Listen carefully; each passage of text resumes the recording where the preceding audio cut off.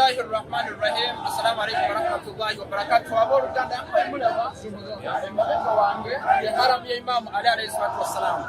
Twagadde tubeere nga tufunako blessing ekitugasa kimu ate mu kifo kino ekyekitiibwa. Nabi Muhammad sallallahu alayhi wa alihi wasallam agamba nti zayyinu majalisakum bizikrin Ali ibn Abi Talib alayhi salatu wassalam. Enkungaana zaffe ezizo obujja zibeere ez'emikisa nga twogera ku linnya lya Imam Ali alayhi salatu wassalam. Kyokola abantu abasinga bali mugamba Haidari Haidari Haidari bakoowala erinnya lya Imam Ali alayhi salatu wassalam. Nanti zikiru Ali ibada, okwogera erinnya lya Imam Ali ibada nga bwe twalaba baganda baffe abasunni nanti beita alayhi salatu wassalam. Katonda byatugamba nti okwagala okubagoberera kiriteeka oyagala toyagala Swat Shuraya bin Musa nanti yabatukuza Suratul Ahzab aya 33. Wano waliwo ekibuzo ekitala okubuuzibwa abasiraamu nga tunabakuba okuharam ya Imam Ali alayhi salatu wassalam wano enajafu tubeere nga twegasa nakyo. Abantu bagamba nti Nabi Muhammad sallallahu alayhi wa alihi wasallama yali tamanyi kuwandiika era yali tamanyi kusoma. Owaayo ebigambo ebyo bituufu oba si bituufu? Ekituufu kiri nti tekikola magezi. Allah subhanahu wa ta'ala okuleetera omuntu ng'alina weakness, ng'alina akamogo ng'obutasoma n'okubeera nga tasobola kubeera ng'akola ki awandiika. Ate Qur'an ebeera egenda mugasa ki? N'olwekyo Nabi Muhammad tugamba nti yali amanyi okusoma n'okubeera ng'akola ki awandiika. Era Qur'an yennyini yegamba nga mu Suratul Nisa aya 10:13 Allah subhanahu wa ta'ala agamba nti wa 'allamaka ma lam takun ta'lam. Allah subhanahu wa ta'ala yesomesa oyo Nabi Muhammad yamwesomesa ebyo yali tamanyi. N'olwekyo Nabi Muhammad sallallahu alayhi wa alihi wasallama omusika we Imam Ali alayhi salatu wassalam tana emabega Imam Ali haram Imam Ali. N'olwekyo Nabi Muhammad sallallahu alayhi wa alihi wasallama omusika we Imam Ali ono Nabi Muhammad yali amanyi okusoma n'okuwandiika.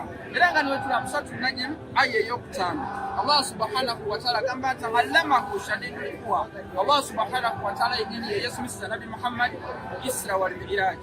N'olwekyo kyebagamba abasiraamu nti Nabi Muhammad yali mumenye nga tamanyi kusoma tamanyi kuwandiika kikontagana ne Qur'an kifu era ekyakolebwa Abayudaaya okubeera nga bakakkanya Nabi Muhammad ne Baaludaaya okubeera nga bateeka wansi. Ekibuga kyali ekigamba nti ate lwaki teyawandiika wahayi, lwaki teyawandiika Qur'an, ate waki yali awa obuvunaanyizibwa Imam Ali okubeera nga yawandiika wahayi kati buli wahayi, lwaki yali awa Imam Ali alayhi salatu wassalam. Nanti amagezi gagamba singa Nabi Muhammad yennyini yeyewandiikira Qur'an eyo twandibadde tugamba nti yayongeramu ebibi, naye yawa omuntu omulala okubeera ng'awandiika oyo Ali alayhi salatu wassalam.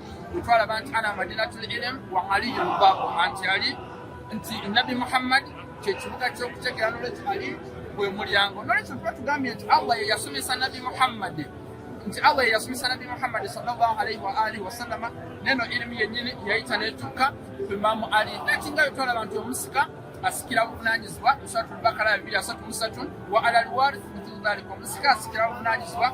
N'olwekyo Imam Ali yali amanyi buli kimu kyakola. Ekyokubiri kino kibagamba nti Waraka nga wahayi emaze okukka, Qur'an emaze okukka, nti Waraka ye yagamba Nabi Muhammad nti kati ofuuse Nabi nakyo kibeera kya bulimba. Nabi kubanga kutyo yali amanyi nga tugambye nti Allah subhanahu wa ta'ala yamusomesa mu Suratul Nisa aya 10:13 ne mu Suratul Najm aya ey'okutaano. Ekirala wano mu hadisi mweno hadisi radhiyat yawm al-khamis anabyabuza enaku 2 afe okubagamba nti mumpepe ino olupapula mbe aktubu lakum kitaban lam tadhillu ba'd, mbere nga muwandikira ekintu nga nfuddewo temugenda kubula.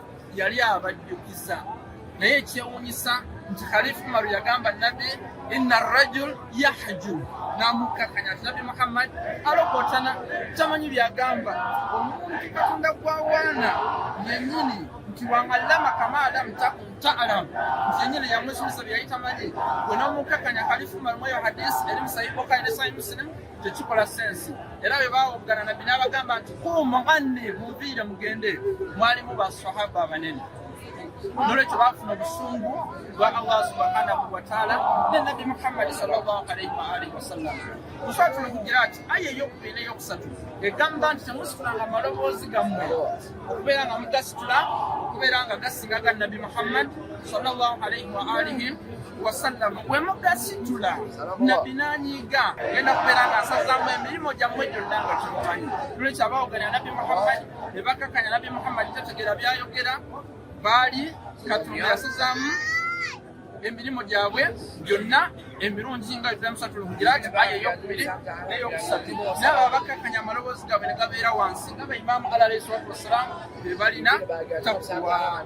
Ekibuuzo ekirala ne kigamba nti ekirala basaba Quran okubasaba pen ne people okubeera nga bawandikira ekiraamo yali just abajjukiza because Quran egamba nti Suuratul Zaariyaat mujjukize kuba okujjukiza kugasa bakkiriza. Nolwekyo Nabi Muhammad yaleka ekiraamo kye. Nabi Muhammad yalina ilimu. Nabi Muhammad yali amanyi okusoma n'okuwandiika.